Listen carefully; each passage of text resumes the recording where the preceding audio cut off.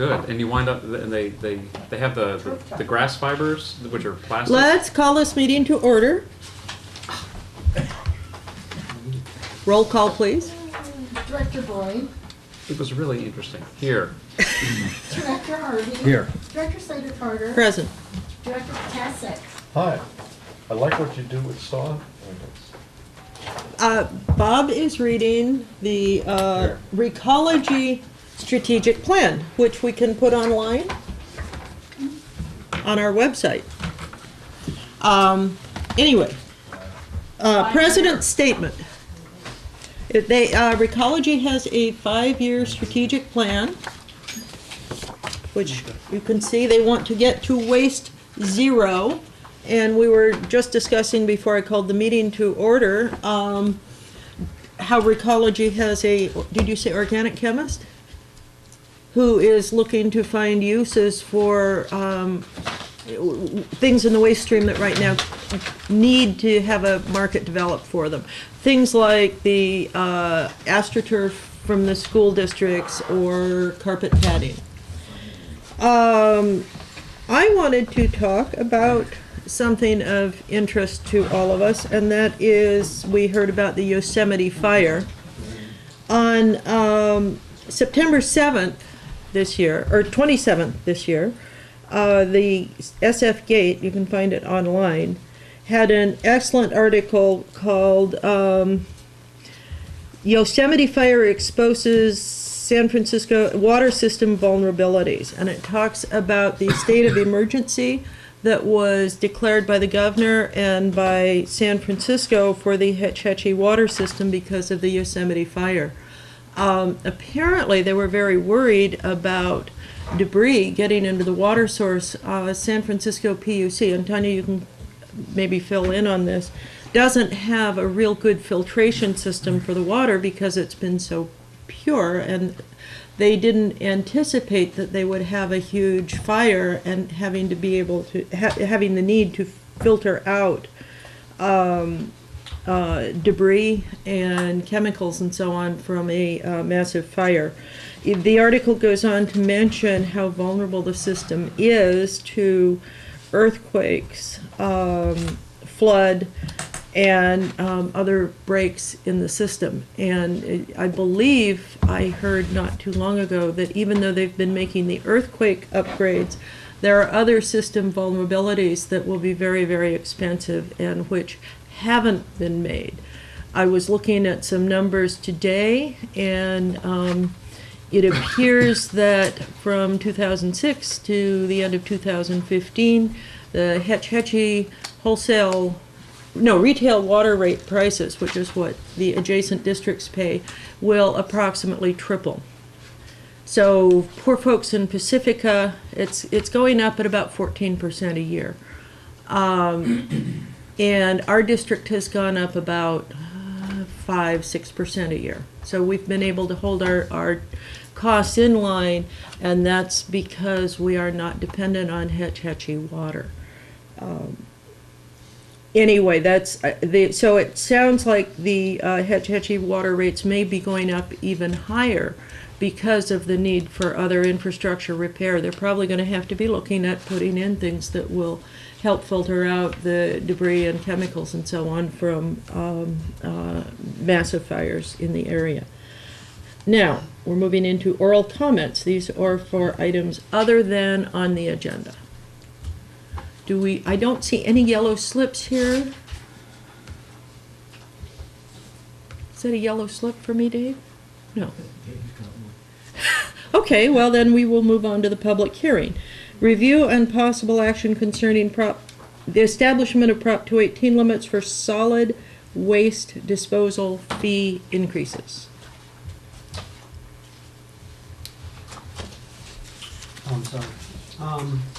So that's the Prop 218 limits for solid waste disposal fee increases. Well, we negotiated a contract with increased services, and that's actually the same weekly pickup of refuse and recycling, and bi-weekly pickup for green waste service. However, the service now also includes a standardized 64-gallon recycling can for single-stream recycling and a customer choice of Recology supplied 20, 32, and 64-gallon refuse containers. We mailed notices to all property owners and customers in Montara, Moss Beach, notifying them about the planned rate increase for October 1st. We've received some protests that are currently being counted, and we'll have a final count in just a couple of minutes here. The purpose for this meeting is to formally count the number of written protests received. If written protests are submitted against the proposed fees or against a particular fee by the owners of a majority of the parcels, the fees or fee will not become effective. We have 1,728 properties in Montara, affected properties in Montara and Moss Beach. So the recommendation is to open the public hearing, allow relevant testimony, close the public hearing, and count all allowable Prop 218 protests received, determine whether or not the proposed rate limit should be approved in accordance with Prop 218, and then adopt the ordinance of the Montara Water and Sanitary District establishing maximum rates for the collection, removal, and disposal of refuse and for recycling services. Okay, well, while Dave is going through those, Chris, would you like to come up and tell folks about our rate structure and how we are the lowest on the coast, I believe, if not in the entire Bay Area? Hi, Chris Porter, General Manager, Recology of the Coast. We are definitely the lowest rates with the increase for San Mateo County. I haven't really checked outside that sphere, but our rates are very low. And the additional services that the customers receive in this district are more than any district I know of. We have significantly more services than Half Moon Correct. Bay, and Correct. At least as good as Pacific. Yes. No, there's better services than Pacifica, and as far as the drop-off and the curbside pickup. Clemens did forward me the letters of protest, and I was able to contact all the people and have a discussion with them regarding their reasons for protesting. And some we had to agree to disagree, but we were able to hear each other out. Some people understood the reason why there was an increase in the background, but it was, I felt, very fruitful conversation on both sides. That's it. Could you maybe explain when we anticipate the arrival of cards and The stuff? cards will be delivered this month. Notices are going to be going out. A brochure type notice will be going out to all the customers. And then when the cards are delivered, and they will both be delivered on the same day, there will be flyers attached to the cards, the recycling one saying exactly how to use the cart. All the materials go in the cart, your cardboard, which was previously outside, everything goes in the cart. And for the garbage, it will say how to be able to recycle your old crates or your old garbage can. There'll be a sticker that you put on that says "Take Me," and it's a fluorescent sticker. So Ooh, do you have extras? yeah, the garbage man will, the recycling man will pick it up. I think we gave 30 days, 30 days time frame, I think till December 1st to be able to recycle your old cards. However, your old, you're not getting new containers for Green green waste. waste. So it's useful to save them. If Well, they're- it's useful to keep the ones you've got. 32 gallons or less. Yes. And we also have our phone number on everything, so if anybody has any questions, this is the third time we've been through this, so we have the answers, right? And you can recycle many more different items Yes. than you used A to. lot more plastic Can you items. recycle strawberry baskets? Yes, Oh, I shouldn't have put those in the trash yesterday. and pill bottles. Oh, A great. lot of different things. Empty bottles. Yes, please. Yeah, If they- they're filled full pill bottles, you need to bring them to the sheriff. Substation. Yes. And the brochure that we're sending out really details all that information, says when all the pickups are next year at the Fairlawn View School, all the dates. And no one in Montara or Moss Beach gets picked up on Thursday. This year, we're not doing pickup on Thanksgiving, Christmas, or New Year's. Which are all on Thursdays. Are they all on Thursday? I don't know. That was, No, well, Thanksgiving's on Thursday. That one I can bet on. that one's a good bet. Wednesday. Oh, then it shouldn't, this won't affect Yeah. Montara and Moss Beach at all, just affect El Granada. Okay. But, On the brochure of services, would a customer be able to, let's say you list Judy, would you? 20 hold Bill? things, and 5 of them are new, are they identified slightly different by highlighting or bolding, or is it just we? well, they're in alphabetical order. Okay, all right. So it's really easy to locate a certain material that you're looking for. Okay. And there's also a list of of your streets in the brochure. So anyone that wasn't doing greenways before, now it will be a little bit easier. It's right there with the calendar. Okay. I was wondering if somebody who does, for recycling, you can say these are the new additional things you can do, and then if they already kind of understand what goes in and what can't, that might be good, but it's, never mind, don't reprint it. And Chris, would you recommend that homeowners put the numbers of their street numbers on their cans? Would that be a good idea so they don't walk off? I would definitely do that on the recycling cart, since Okay. everyone will be getting the same size. Okay. But there's 3 different sizes for Yeah. the garbage carts, so Yeah. the majority of them are gonna be 32 gallons, so it wouldn't hurt to Okay. put your number. Yeah. It's street number. Right. Let me see, Bill. Just a quick one, Chris. You said we weren't gonna be picking up on the holidays. Will you pick up for those people the day after, or just they wait a week, or? We're picking up on Saturday. Oh, so So- if your date falls on a holiday, you just put it out the following Saturday? Right, and notification will be sent, and for the inconvenience, the customer will get to put out an additional bag at no charge. For But it- Thanksgiving leftovers.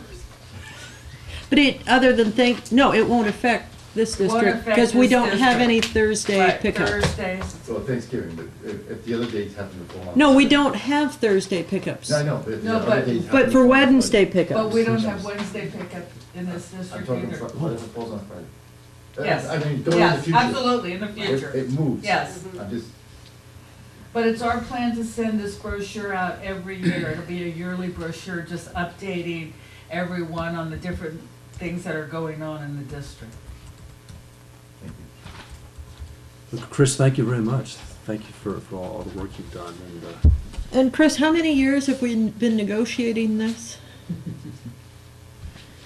30 years. This one, 3 years. Yeah. That feels like 30. But I've been with you for almost 30 years. Wow. We've been together.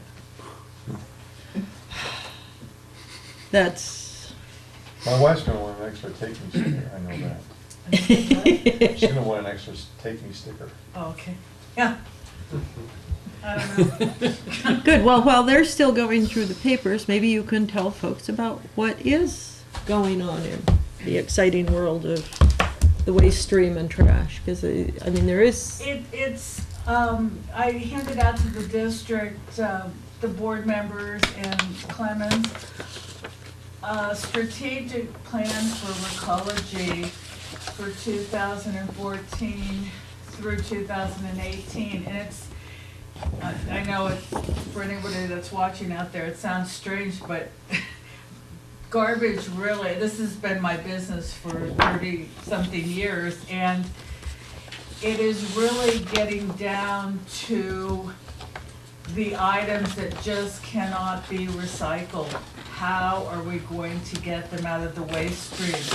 And Recology is taking a very positive approach to plastics that cannot be recycled, to try to break the elements of the plastic down, to be able to use it for fuel or oil, back to the oil base. The food and different green wastes that cannot Would be you hand that to Judy recycled. to pass out to the audience? We are looking into the future. The business has made a anybody wants to see 180-degree it. turn since I started. I mean, when I first started, you could throw everything away. You used to throw your motor oil in the garbage. You used to throw the paint in the garbage, Oh. everything. Tell people about motor oil, that you can go to the, Well, if you have motor oil that you want to recycle, you should call Recology. We will give you a container, and you will be able to bring that container to the drop-off day. But it has to be in our container so that we can make sure it's sealed properly. But you know, if anybody has an item that they really have a lot of and they're trying to think of a way to recycle it, please call us, because we have a lot of different people working on things like this right now for us to achieve our zero waste. used puppy pads. I received that request today in a phone call. I'll be happy to bring you a bag. No, thank you. We'll I'll just- bring that with the, I'll put that with the rabbit. Well, because not only are used puppy pads, but think of, they're not that much different than disposable diapers, And that is. both for adults and That children. is an item that people seem to be going back to the cloth. We're not seeing as many disposable diapers in the trash anymore in the overall scheme of things. That's very very interesting. Catherine, could you tell us what a puppy pad is? A puppy only pad a few words. Is if you live in if you have to keep your dog in a household type space, it's a piece of plastic that has an absorbable material on it, and then it's covered by a thin paper. Okay. It's a doggy diaper. Well, So except it's on the floor. probably what they put on beds in hospitals. Exactly. And some of those materials are considered hazardous waste, and they go under that heading of recycling and how those things are handled. Right. And so for, given an aging population in our community, is there a special way to deal with that? I will put that down on the list, because we're going to be sending in a list every month from our areas of what people are concerned about, items that there is no secondary market. Yeah, there's no secondary market for that. But actually, it's not so much for recycling, but one of the articles that I recently read was the disposable wipes where, they're flushable. Yeah. That they're causing a tremendous problem in sewer plants throughout the country. Yeah, because And I think they it's Clorox, whoever the manufacturer is, Cottonettes or whatever they're called. there's a bunch of them. They They're said plastic. it wasn't their fault, it's the, something to do with the use of it or whatever. And I'm concerned at Sam, because you've got to get. We've done this before. We had this in the Well, I- newsletter for 2 or 3 years running. I Please complained don't. about it when Foley was. Well, there. we Well- and we also took a look at the disposable toilet brushes and decided no, those don't actually break down well, and they get clogged in the pumps. And Well, Right, right. and, That's and what we're these, talking about. That's and what- these wipes apparently attract grease, and there was a huge spill in New York or something. They found like this ball of Well, anything that clogs the Stuff. pump, you know, I mean, it's just like, it's a rag. Rags Yeah. clog pumps, right? So, So those need to go, Sam needs to, those need to go in the trash, not the recycling. Correct, because they're like puppy pads, but about that big. I urge the board They're members. hamster pads. If you see any articles about different things, will you forward them to me? Sure. Because I'm really kind of excited about this now. Anything or just to do with trash? You can send me anything. Okay, Bill. Another thing came up while you were talking about for a second. You're gonna start getting more and more CFL light bulbs, and because they've got the gases and such in them. They're obviously not recyclable. Right now, we are doing some negotiation with a company that may start taking those. So if we can recycle those, we'll notify the customers, you can bring them to their free, the drop-off days, or bring them up to the recycling yard. But that is something that we've already started negotiation on. But, I mean, yeah, I've always worried about leaving them out there, even if somebody picks them up because the wind blows them and the gases. The hardware store will take them, no questions asked. Same with fluorescent tubes. when you say the gases, the principal concern is the mercury vapor. Right. Don't, if that Yes. sucker drops, don't stand by it. Well, and the soil it's on is contaminated with mercury. It's a major EPA cleanup. You then have a hazardous waste site. We do take the fluorescent tubes at the recycling yard right now. Oh, that's good to know. Yeah, I'm not saying they don't, but like, specific recycling dates that in between, you know, you can get rid of them at the That, hardware. which hardware store is that? Ocean. Ocean Shore in Half Moon Bay. Yeah, but I thought all of them did it. Okay. They might. If they sell them, I think they're supposed to, but I don't know for sure on that. Yeah, I just know they do, so my assumption was, you know, anywhere you go, so I don't know if Ace does it We up will here. confirm that, and we may still have time to get that in the brochure. That would be good. That would be good. Okay, Clement, let's move on to, is there any more public comment on this public hearing? So have we counted? Was the hearing open? Let's open the public hearing. Now that you Didn't guys we have vote? those counted. No, we didn't officially open the public hearing. We just started talking.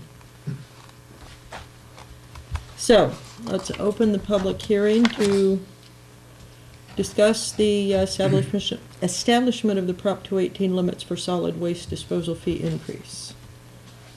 Do we have any relevant or irrelevant testimony? Well, don't we need I move that we close the public hearing. a count? We have 15, No, 21. 21.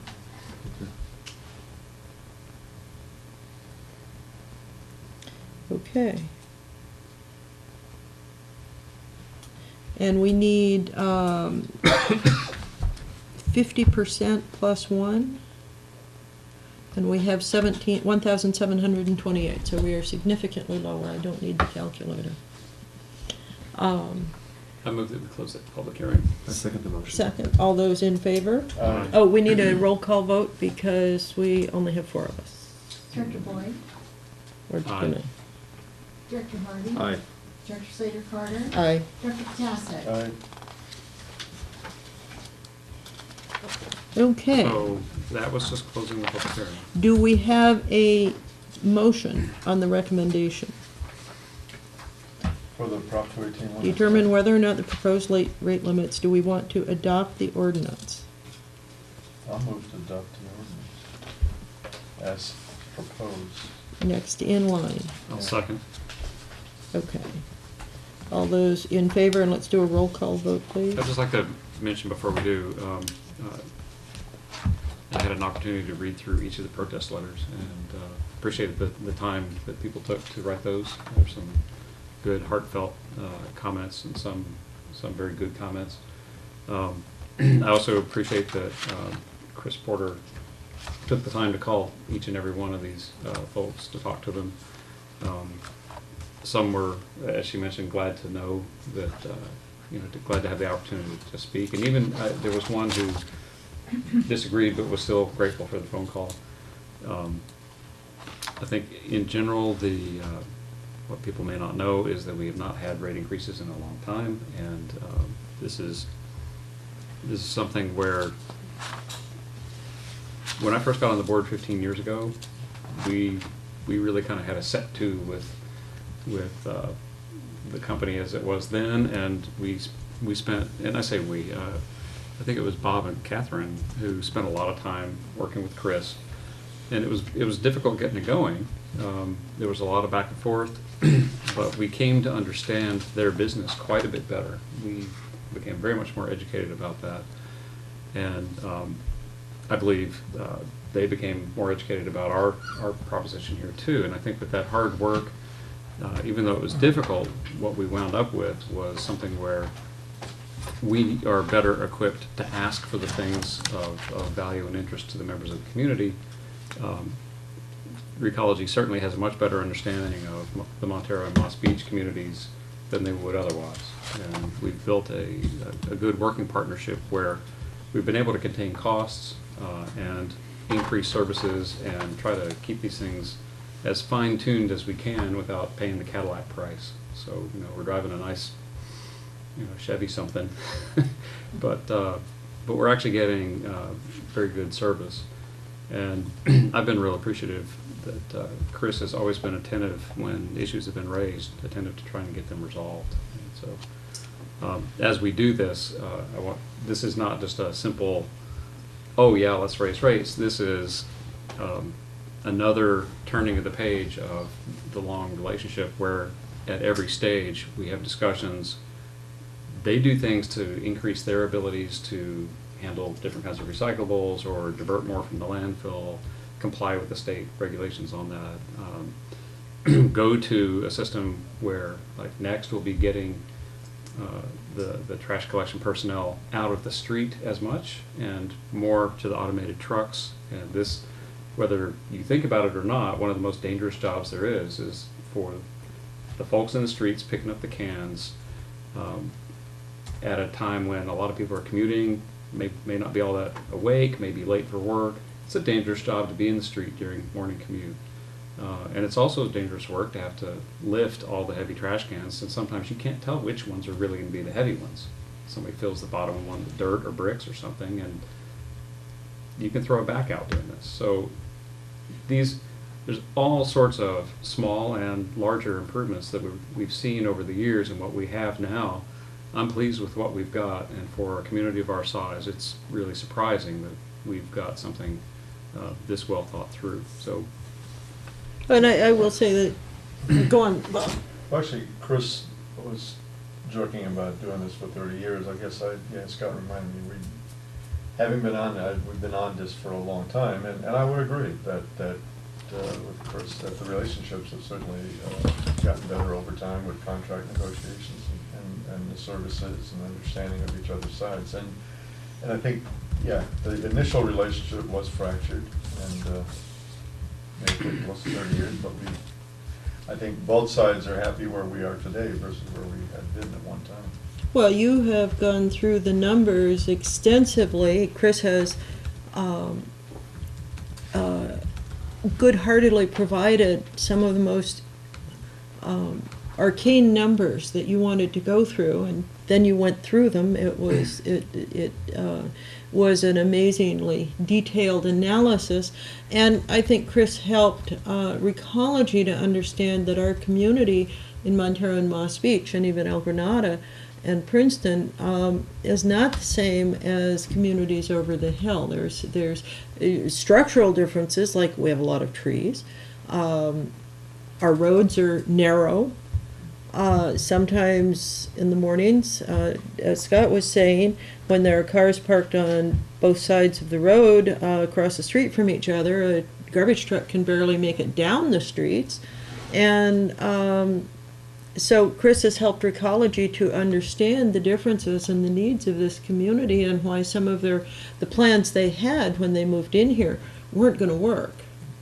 Well, actually, I think Chris may be the only one talking about inside jokes. Is our relationship, the first step happened to be that your old attorney died, and a new attorney, didn't understand the books, couldn't find the books, and that's what got me interested, and we, that was step one. Now we're at step 30-plus years, but not quite 30 years.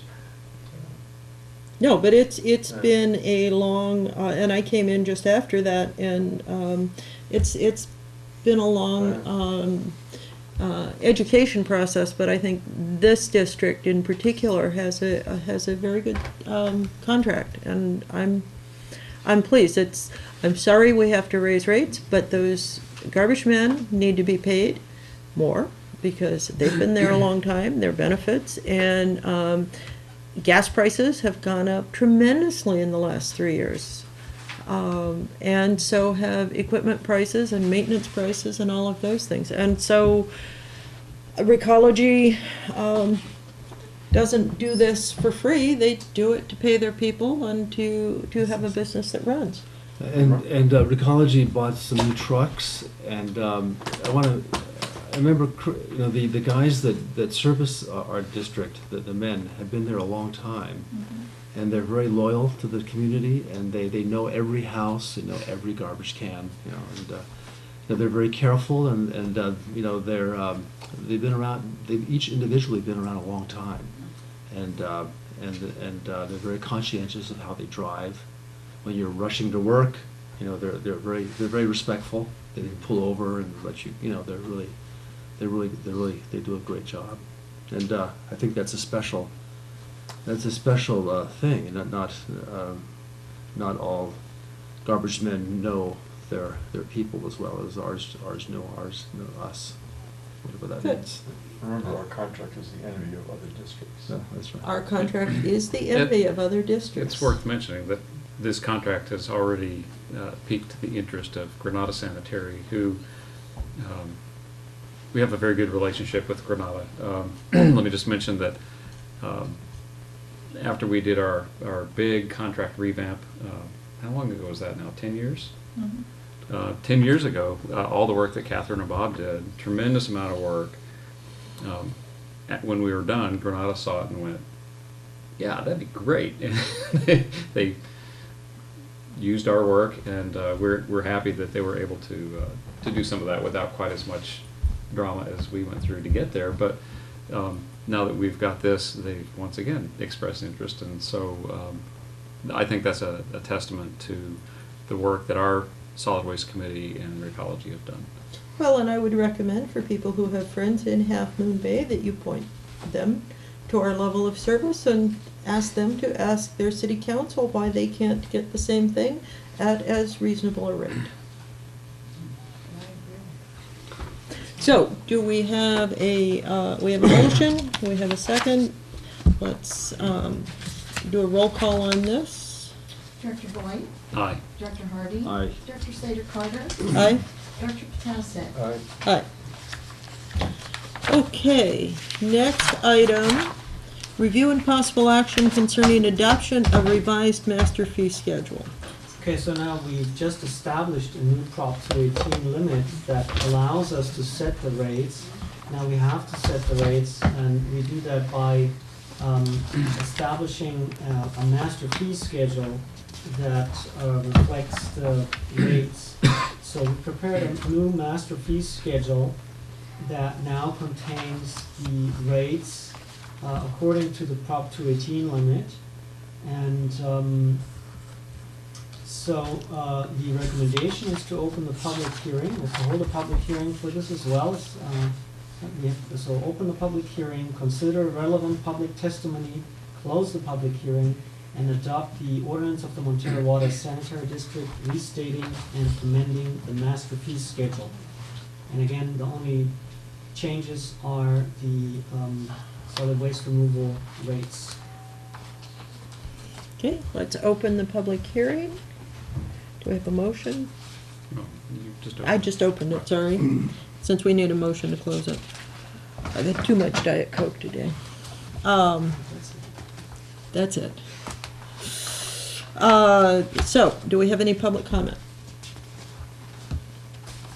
I move that we adopt the ordinance next in sequence. Let's Ordinance close the was- public hearing. Oh, sorry, I move we close the public hearing. I second the motion. Okay, all those in favor Aye. Aye. Aye. Aye. That was Scott, Jim, Catherine, and Bob. Okay, so now I'll move that we adopt the ordinance next in order. Ordinance of the Montara Water and Sanitary District restating and amending the master fee schedule. I'll second the motion. Okay, discussion. I Public think comment? These are, as Chris pointed out, these are still the lowest rates in San Mateo County, and I think this, and we have an increase in a significant increase in service. So I'm really happy about this.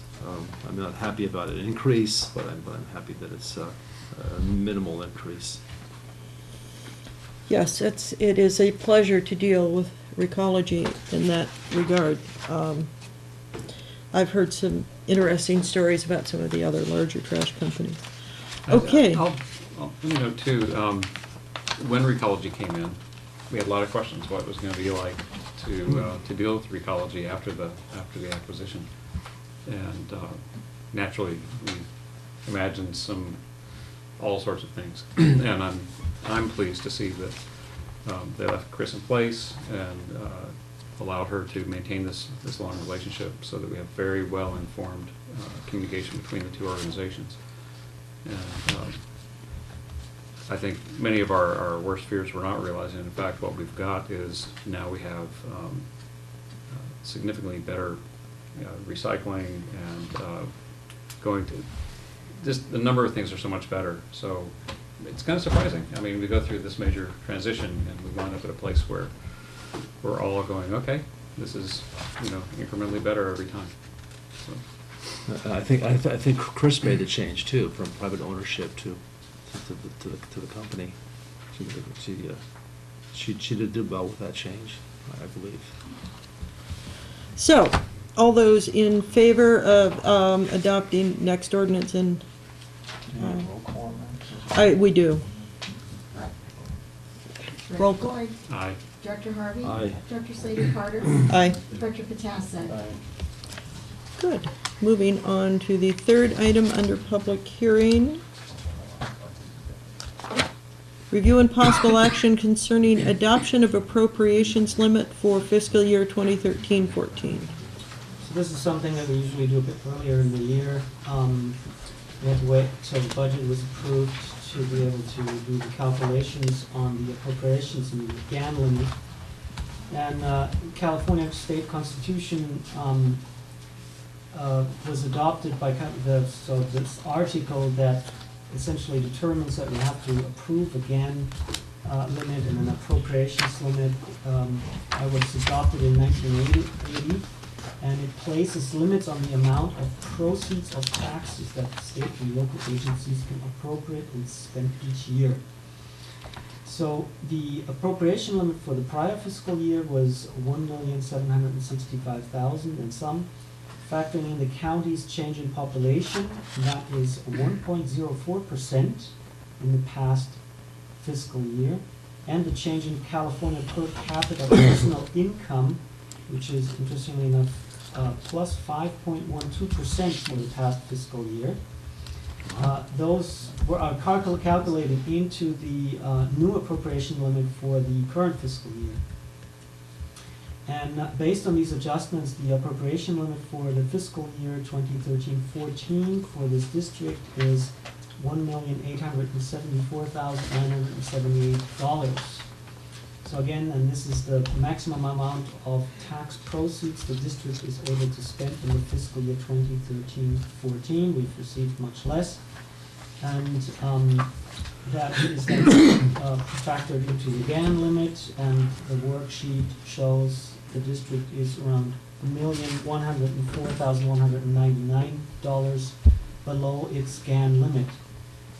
So we're required to annually adopt by resolution an appropriations limit for the fiscal year. So recommendation is to adopt the resolution of the Montara Water and Sanitary District determining the 2013-14 appropriation limit. Clemens, is the per capita cost of living change the same as the COLA cost of living? Well, let's open the Oh, I'm public sorry. hearing, and now we can go into discussion. So, ask your question. Is open? Yes. Well, is that the same thing as the COLA? No, I mean, for cost of living increases, you would look at area-specific factors. This is this is essentially information that we get from the state controller, and it shows a 5.12% change of personal income for the entire state. Personal income, personal income or cost of living? No, personal income, Oh, 5.12% Over the prior year, right? over the Okay, prior okay. year, yes. That's why it's big. Because the year before was low. okay. Any other comments? I'll just mention, this is something that comes up every year. This is generally a rather perfunctory matter, and this is a spending limit, but we generally come way in under the limit. But this is mandated by law that we go through this process. That's right. I move that we close the public hearing. Second? From anyone? Second from Bob.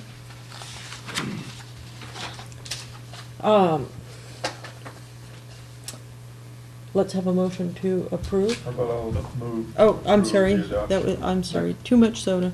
All those in favor, and Aye. a roll call vote, Oh, since it's a, Director Boyd. Aye. Director Harvey. Aye. Dr. Slater Carter. aye. Director Petacek. Aye. I move the adoption of the resolution next in order, resolution of the Montara Water and Sanitary District determining the 2013-2014 appropriation limit. Second. Okay. Discussion? Okay, roll call vote, please. Director Boyd. Aye. Director Harvey. Aye. Director Slater Carter. Yes. Director Petacek. Aye. Okay, motion carries. Moving into the consent agenda, first meeting of the month. Approved minutes for the meeting of August 29 and September 5, 2013. Approved financial statements for July 2013. Approved warrants for October 1st, 2013. SAM Flow report for August 2013. Monthly review of current investment portfolio. Connection permit applications received. Monthly water production report for August 2013. Rain report and solar energy report. Could we move the, I just want to move the financials out for a quick question. Okay. Manager. So that would be consent Two. agenda item 2. Yeah, I would move to approve 1 through 9 with the exception of 2. Okay. Second?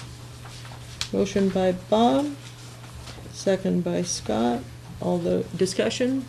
All those in favor? Aye. Item 2. Just, Clemens, this is the July, correct? Yes. Hadn't Tim worked down, or our accountant worked down for a while? Are we at the final, or is this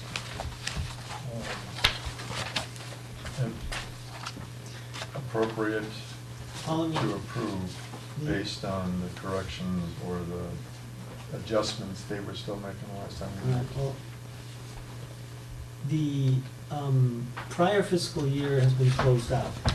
Is that the answering the question? I thought there was 1 month he was still making an adjustment with, and I thought it was July, it wasn't, because we haven't seen July before, have we? No, we've not seen July before. We've seen June at the last meeting. Okay, all right, then never mind. I just want to make sure that whatever adjustments that Tim needed to make have been made before we go through the. Well, I mean, in general, those are unaudited financial statements, right? So, there will be changes made during the time of the audit to those entries, of course. Or, not of course, could be. Okay. So, yeah. I just want to make sure that this was okay with the accountant. So I don't need to approving it. They were provided by the accountant. Then I'll move to approve item 2. Second? Discussion? All those in favor? Aye. Aye. I was gonna, this is not, I have to wait for my report. Okay. The call I had with the council, with the, holiday. Okay. There is no old business. Moving on to new business. First item, review and possible action concerning adoption of connection charge report.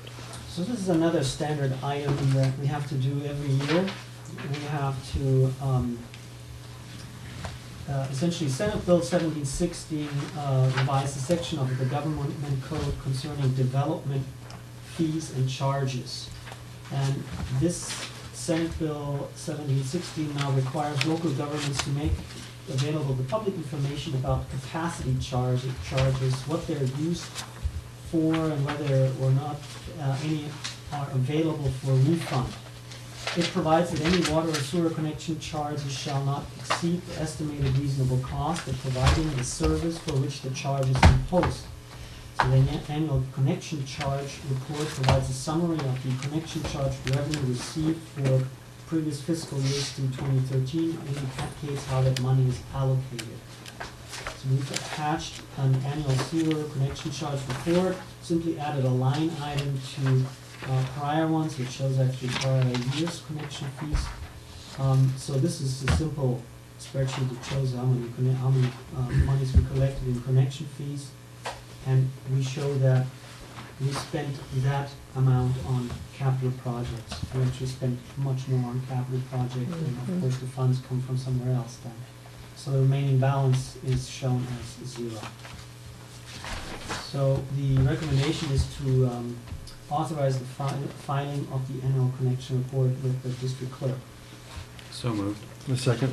Okay, discussion. I'd like to, for the audience, our high of connection fees collected was in 2007. Some may remember that year. There was a lot of construction going on, and we received and spent $295,901. It went down significantly every year from there until the year 2010-2011, in which we received $6,519. So that's equivalent to remodeling fees. A new sewer connection is significantly more than that. A new fire protection connection would add more to that. And it went up last year, but between 11 and 12, but 12-13 it dropped down to 36,000. How are we doing for the first 3 months of this year? I see in the consent agenda we'd have no new connection applications received, and I haven't seen any for a while. Right, I mean, what would be under this report as well would be, for example, fixed unit increases. Right. Right, so essentially we haven't received any connection fees per se, but fixed units we might have received, so essentially right now, very little. Okay. I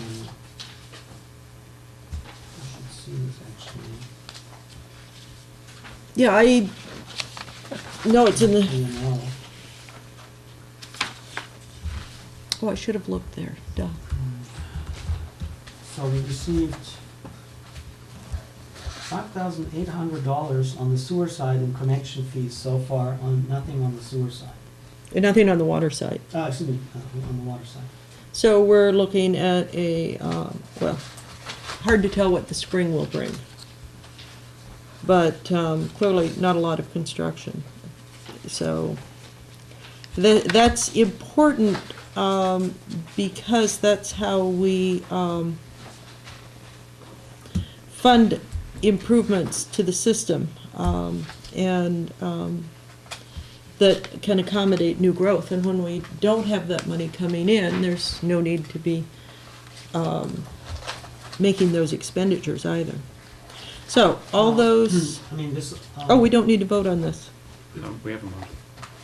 So really quick, we anticipate that the connection charge income is significantly will significantly increase with the passing of the Public Works Plan amendment. And so that is planned for either this coming month or the following month. So So that's good news. we'll see an increase in the spring in connection fees. Good, good. Both sewer and water. So we have a motion. We have a motion, we have a second. All those in favor? Aye. Opposed? Motion carries.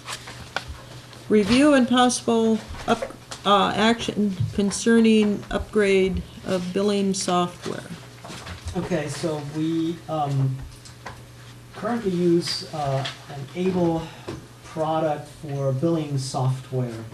And it's called Able Utility Star Lite. And it was installed in 2003 with the acquisition of the water side. That's when the district purchased and installed the system. It's now outdated, it's a 10-year-old software system and only works with Windows XP systems. And that's a big concern for us because Windows has stopped supporting XP systems. And it's recommended to upgrade outdated computers. So this exposes the district's billing system to the risk of failure and other vulnerabilities. If we can't get the XP systems up and running, then we don't have a billing system. And also, the longer we wait, the more complicated the transferability of the existing data will be.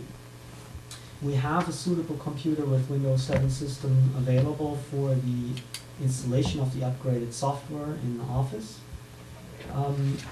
The first step that we took looking at how to get the software upgraded is we contacted National Meter. They're providing the support for Orion meter reading software, and all our meters are automatic read system meters.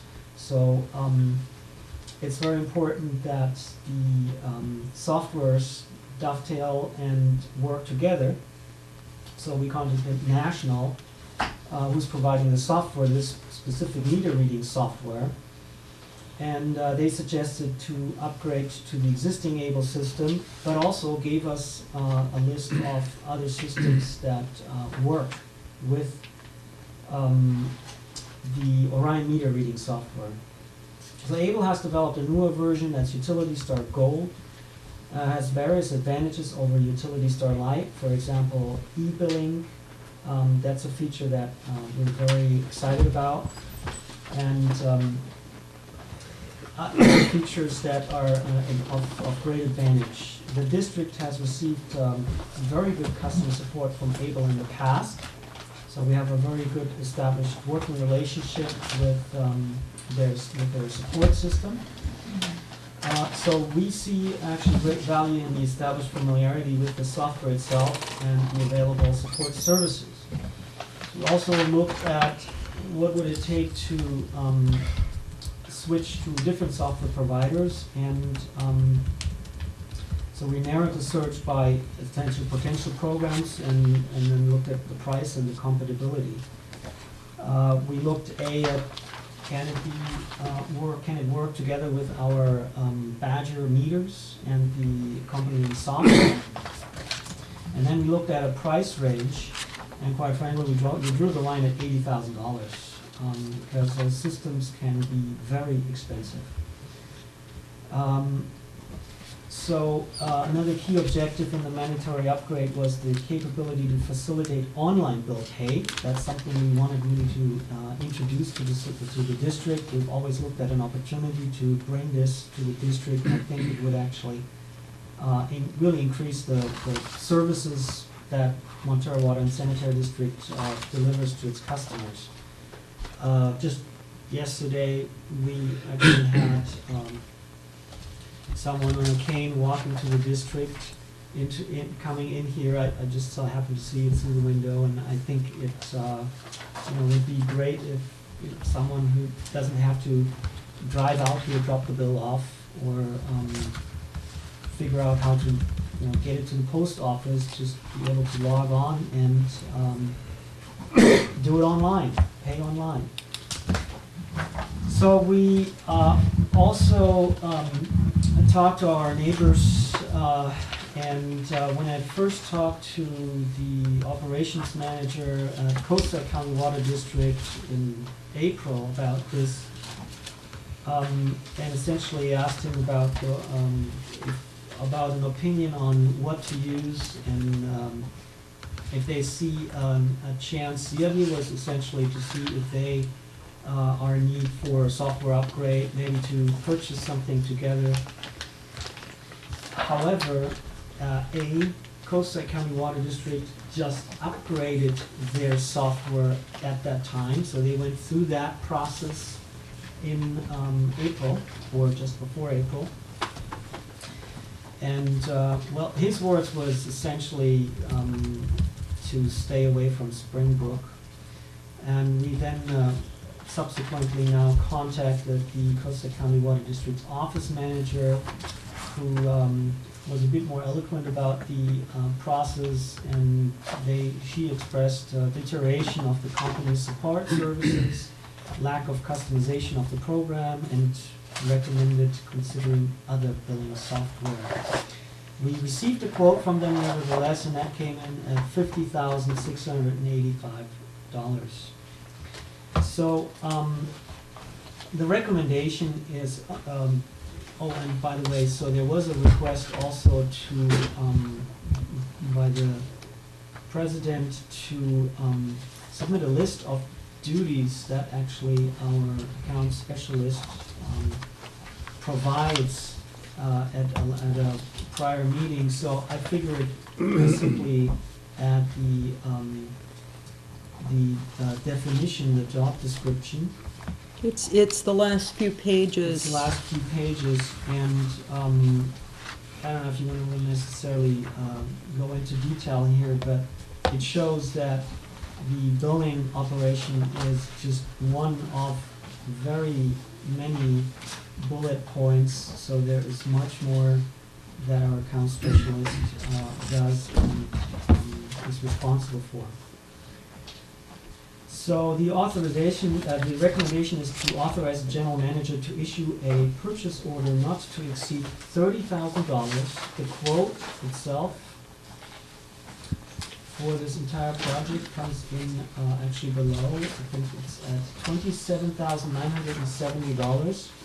And I want to say that we actually negotiated both with Springbrook and with Utility Star quite a bit, and got this down substantially, actually both by roughly around $4,000 or $5,000.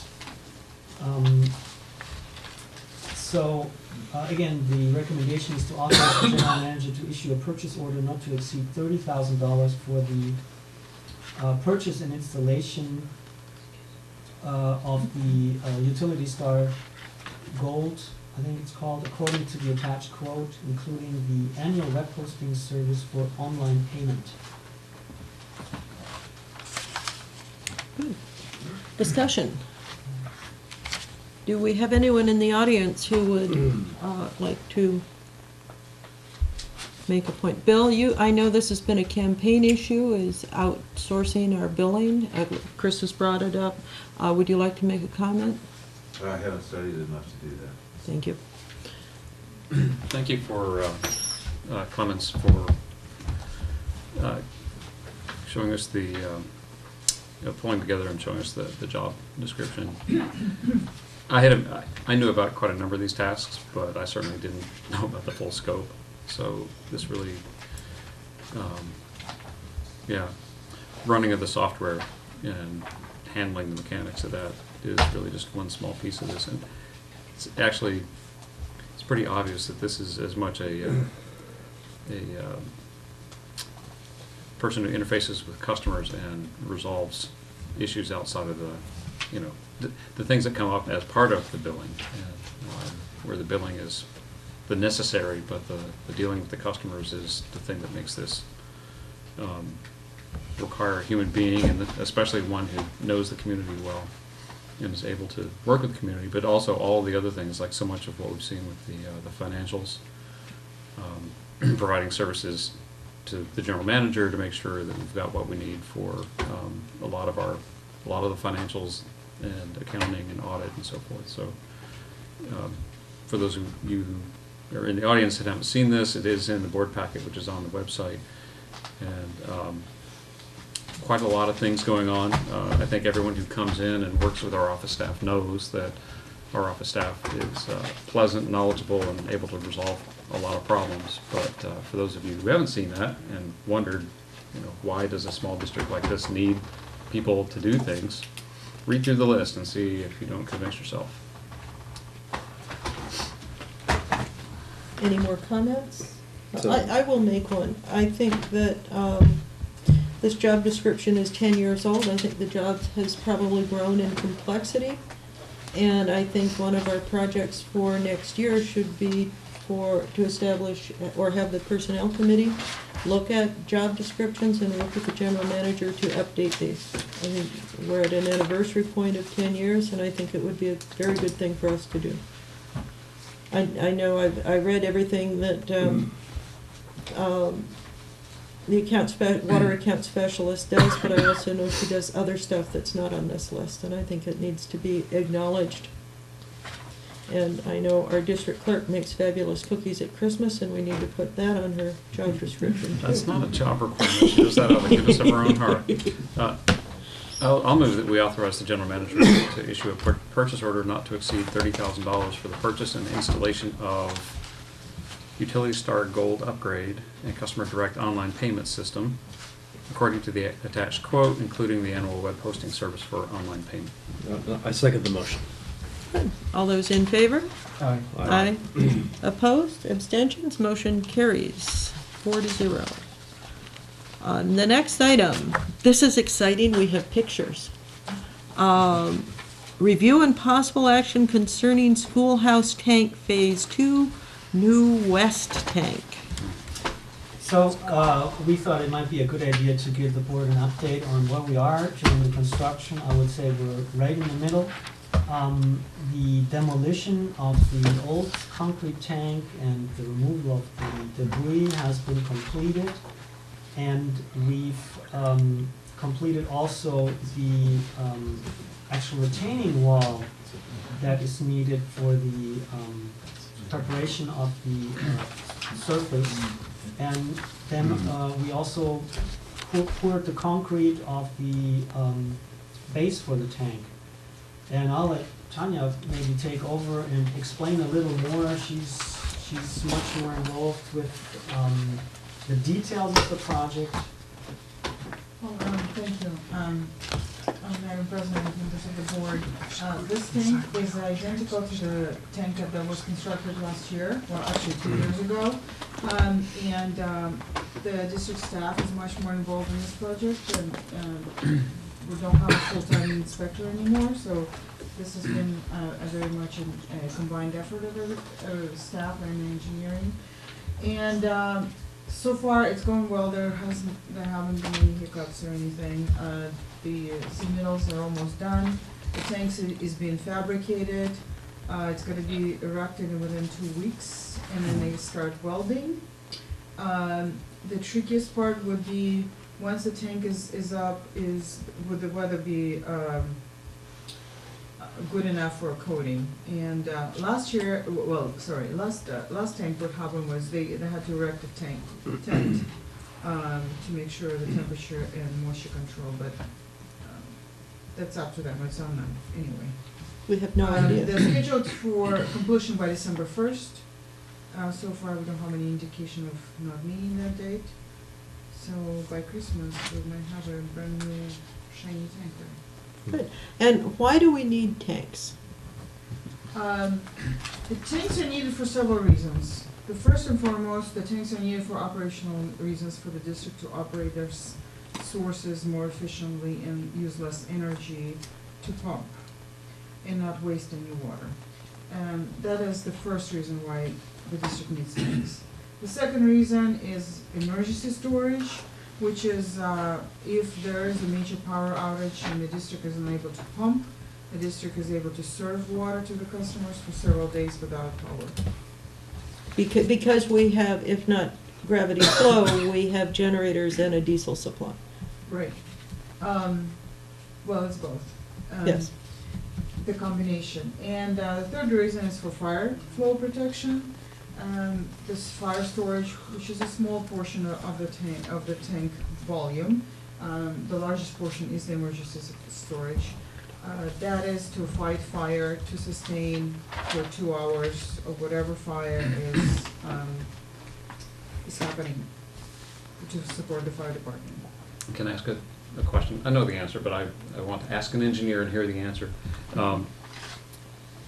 So if we were to interconnect to another agency, say CCWD, say we had a really good interconnect, would we be able to rely on that for emergencies like putting out fires? Not very likely. The reason being that it's not just a matter, and actually, let me step back. We have, Director Thorlog requested a study on the interconnection and how that would hydraulically work and how much it will cost this district. And this, to answer that specific question, so we were hoping to be able to bring the results to the board in the next meeting. The general manager hasn't reviewed it yet, so we have to work internally.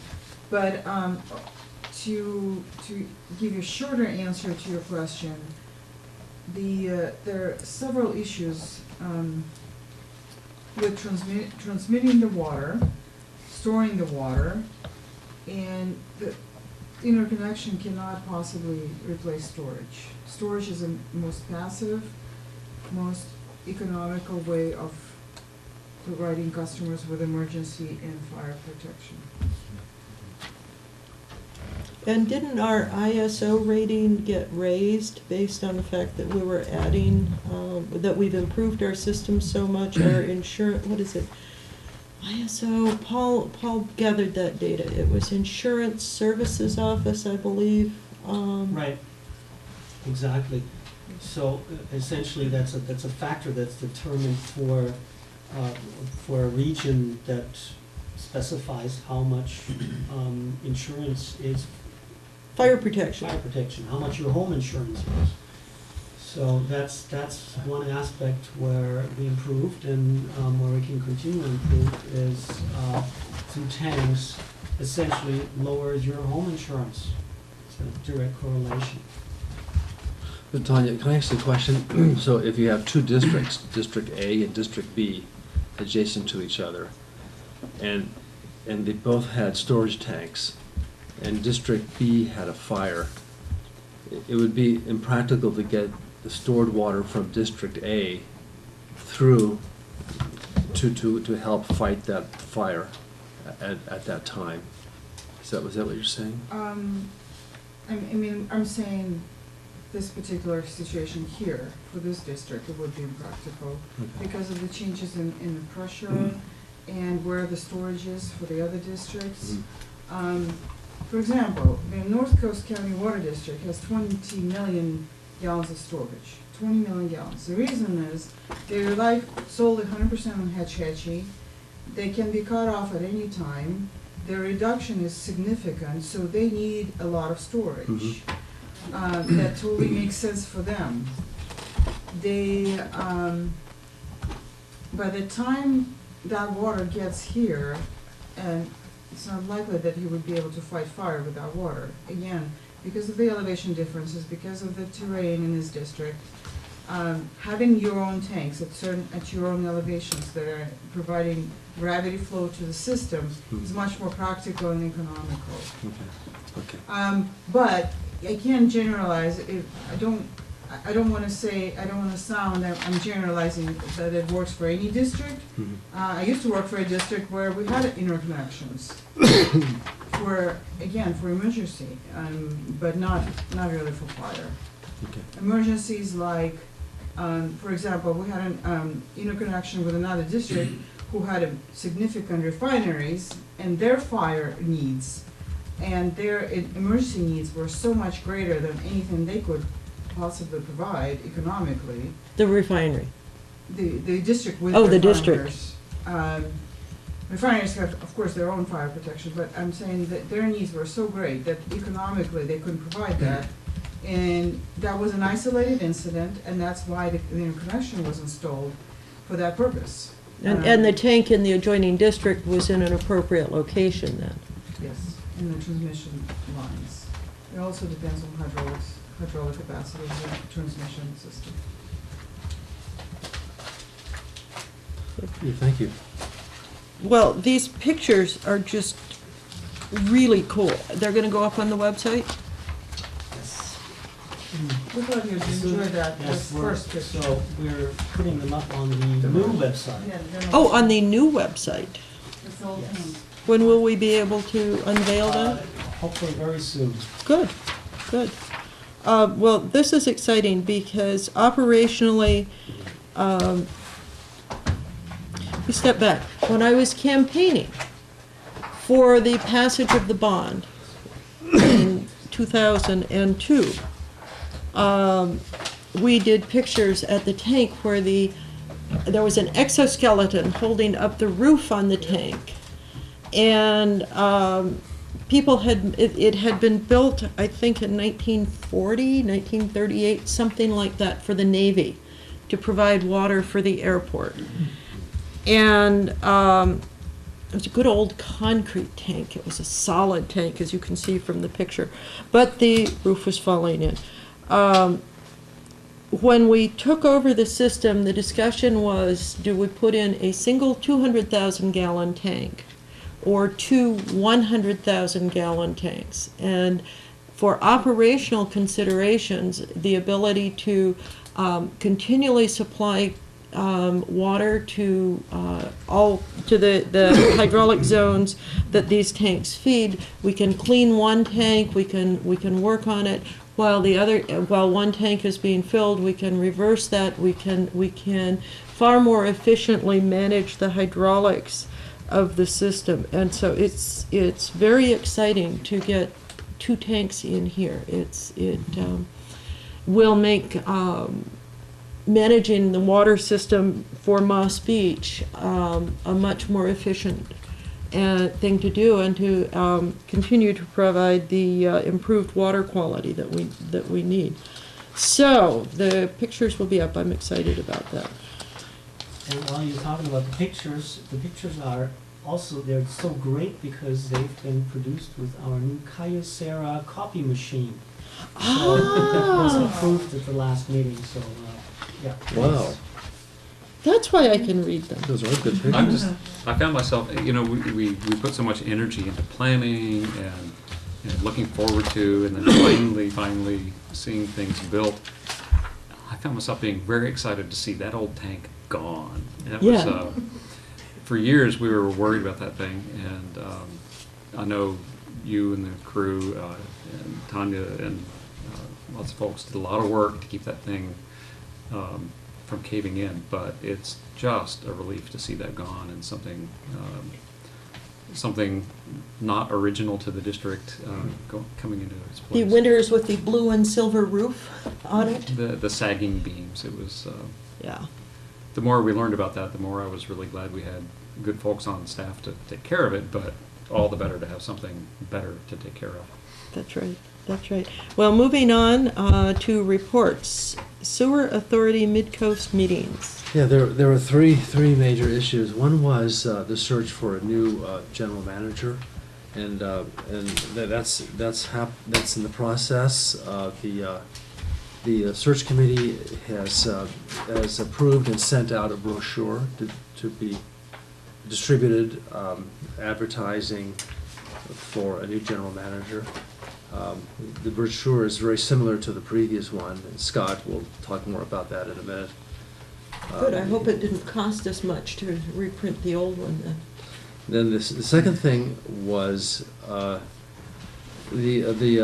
second thing was the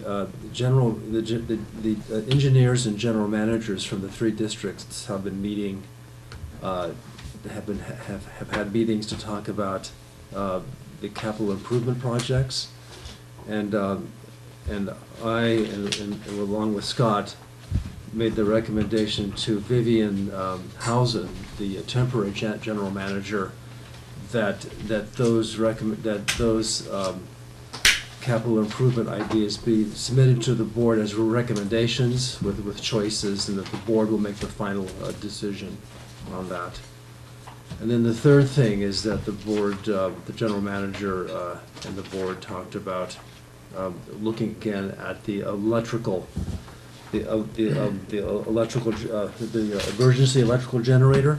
The one that's in the lowest part of the The one that's in district? the lowest part of the district, to look at that again and see if there's an alternative place to put it, and how it should be built and what kind of generator to have. So that'll come up again in a future meeting. Scott? I would just add that every time we have a change in the board composition, we go through a period of figuring out how to work with each other. But I would just note that we got quite a good bit of business done at the last meeting with unanimous votes. And we're getting progress on getting out there to get a new manager. I mean, we have our differences, but that's not keeping us from getting a lot of work done. Good. Mid-Coast Community Council meeting, since we have a member of the MCC here, and I haven't attended a meeting recently, we did have the candidates debate, or not debate, forum for MWSD and GSD in the last couple of weeks. No, GSD is coming up, so we had the MWSD. Oh, and MCC. And MCC one. For MWSD, only two of the 4 challengers showed up, along with the 2 incumbents. It was a fairly good candidates forum. It was fairly well turned out too. I thought there's about 20 some odd people there. Actually, not the yard. Then the MCC one, the interesting thing that happened is Claude Wendell actually announced he was dropping out, although technically he won't be off of the ballot, but he basically asked everyone who was watching, and I think he also put an article in the review, asking people to vote for the other candidates. And so what that means then is that we now have 4 open seats and 4 candidates, so it's pretty much fait accompli, for those who like to use the foreign language. And then coming up on this Wednesday will be the GSD. Okay. And that will be at Banana Sanitary District at 7 o'clock. And again, the League of Women Voters are the people who run it. So it's all in the up and up fair for everyone. And then our next meeting at the end of the month, I don't have anything on the agenda, so I can't talk to that. So the candidate forum will be at the GSD office. Yeah, GSD and El Granada Okay. on Bahama there Okay. at 7 o'clock, 3rd floor. Okay, thank you. Okay, Aqua Board of Directors, Nothing for Aqua. nothing for CSDA, Integrated Regional Water Management. Would you explain to folks what this is? Well, it's a cooperative subcommittee, 2 members of Montara and 2 members of Granada. It's the of CCWD. It's the one that worked on a long time, but successfully got the emergency connection agreement codified. What we've been trying to do is come up with other items that would benefit both districts that this committee could work on. The last meeting was down in CCWD's office.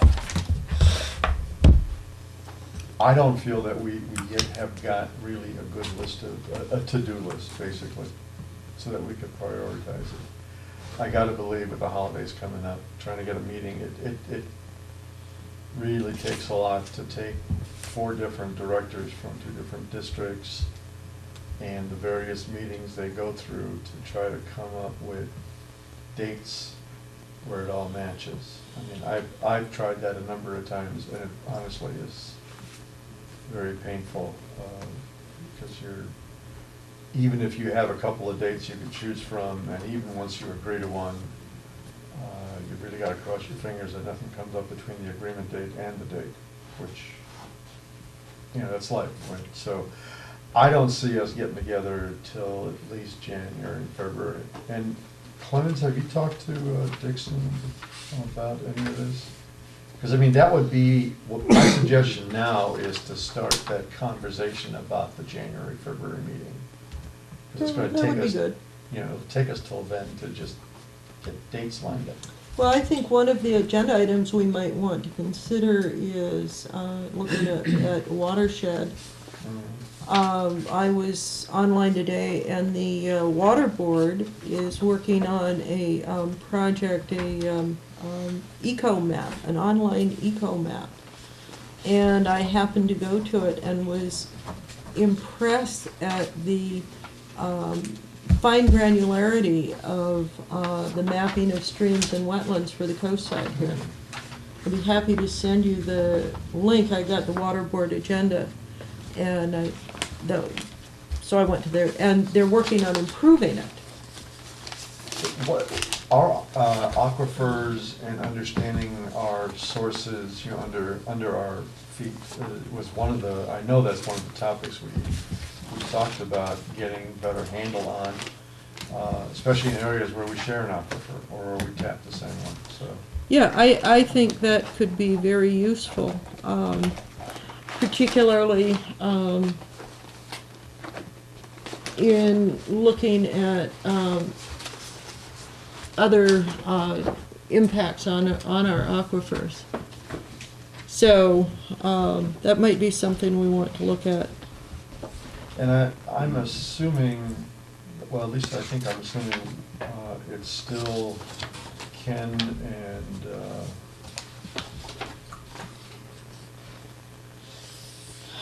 okay, well, I'm assuming it's still the same members, so.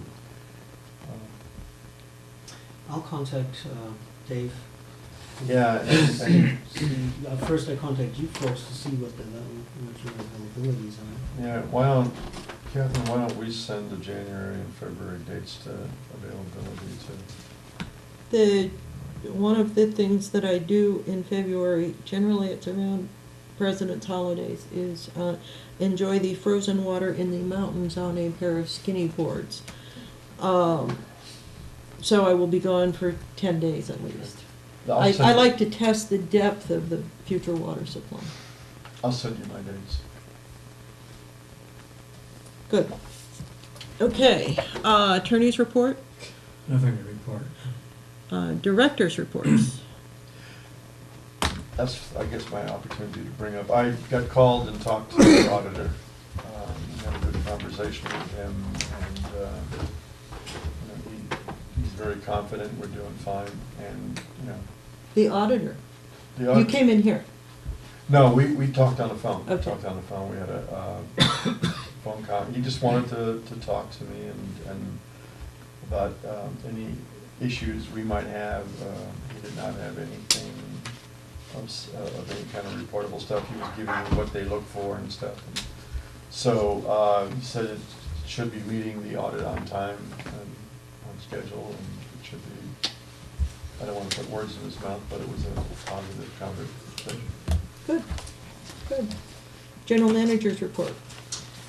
I have something to highlight since it kind of fits in the theme of the president's statement earlier on in regards to California's water supply situation and the reliance on major sources that can actually experience failures, and the current requirements for systems that depend on those sources to develop alternative sources, local sources. I'm actually attending the groundwater resources conference, California Groundwater Resource Association conference, next Tuesday in Sacramento, and are happy to make a joint presentation with Mark Worsham and Barry Heck from Balance Hydrologic. And what we're doing is we're presenting essentially results of the monitoring program, and actually also the way how the monitoring program was Our utilized monitoring program. the monitoring program for the Alta Vista wells. Alta Vista well is a very specific situation. It's in bedrock, and there are some rare instances where it now has been proven that there are actually high-yielding bedrock wells in the coastal range in California. And so this is some new territory specifically on figuring out what happens when you start pumping and actually drawing down on these wells. And question is essentially if you're looking into a more homogeneous structured aquifer, let's say something like the airport aquifer, you have essentially an aquifer within non-consolidated sediments, then you can predict very easily how you draw down on those wells, how the drawdown is going to, how the pumping affects the drawdown, et cetera. So how the cone of influence is actually shaped. It's always round, more or less, in those instances, and it's very difficult in the granitic bedrock that we have our Alta Vista well in. And so we utilized actually a program that looks at monitoring adjacent surface waters, groundwaters with a number of groundwater wells. We've been utilizing a biologist to monitor the wetland and riparian vegetation surrounding, and all those together. This has been very expensive. It's been very expensive, and it's been something that I think the public was pretty much removed from. I mean, there's a lot of work that goes into this that I think our customers don't see. But I think it's very exciting. So this was a very successful project, and it actually showed that the Alta Vista well is a very drought-proof source. So it's a sustainable. It's a very sustainable, and If it's in the context of developing local, sustainable sources. But we can't overpump it because we don't know what would happen.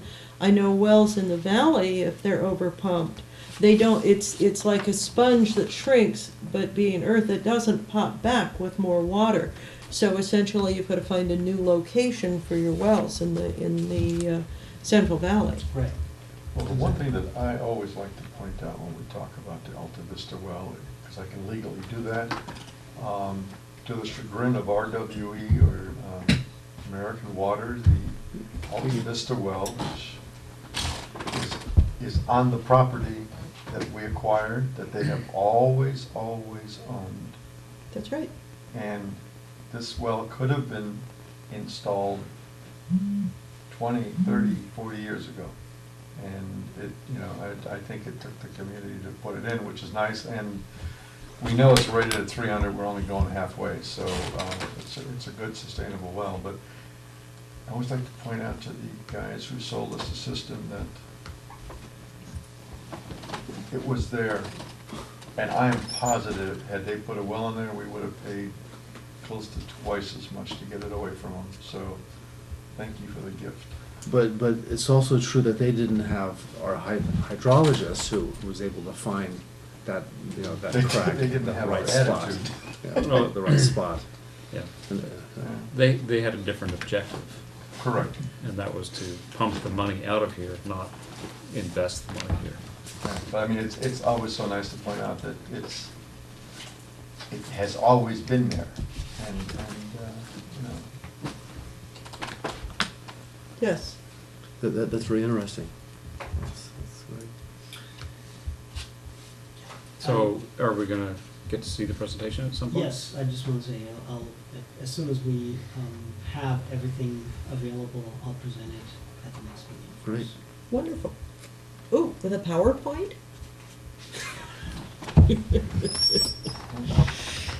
That's so old.